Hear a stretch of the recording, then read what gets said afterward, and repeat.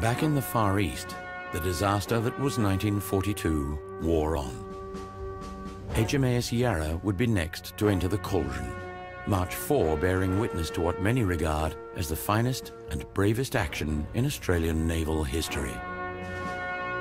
Following hard service in the Mediterranean, the sloop had commenced escort and patrol duties off Java under a new captain, 34-year-old Lieutenant Commander Robert William Rankin of Sydney, New South Wales. On March 2nd, as part of the general evacuation of Batavia, Yarra, the depot ship Anking, the tanker Fremantle, and the minesweeper MMS 51 set out for Fremantle, a perilous 4-day journey through IJN-infested waters.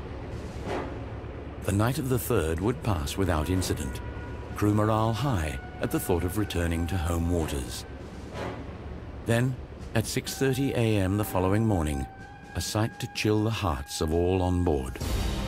The topmasts of Imperial Japanese cruisers steaming in from the northeast. 3 10,000-ton giants, Otago, Takeo and Maya, and attendant destroyers. There could be no escape.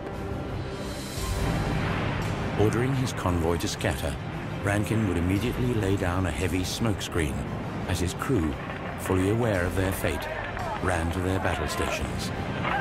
Moments later, the sloop would turn directly into the face of the Japanese squadron, charge the line, and commence to engage with her 3 4-inch guns.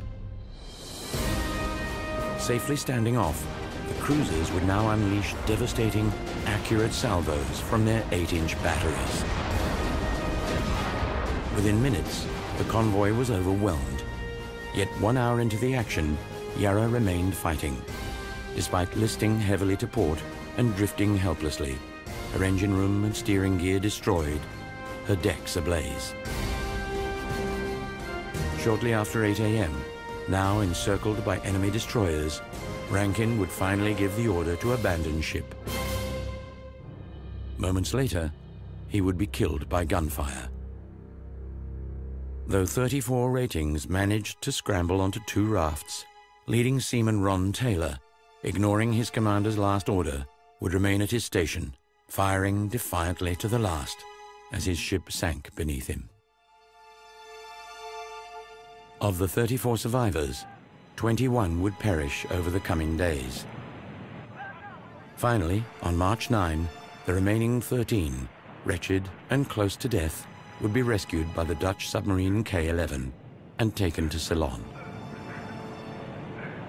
During those 5 days, all except 13 of us either went mad, died of exhaustion, or sharks had a meal. Poor old Charlie just couldn't take it, and after 3 days went silly through drinking salt water and finally jumped over the side. Our rations in 5 days were 1 cup of water and 2 biscuits, so you can imagine how I looked when picked up.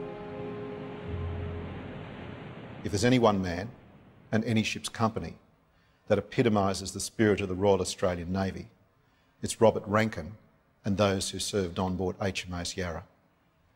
On that day, in those waters, they showed us what courage and greatness are all about.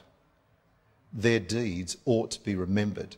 They ought to be commemorated by anyone and everyone who's ever been to sea with the Royal Australian Navy, because these men are the things of which legends are made.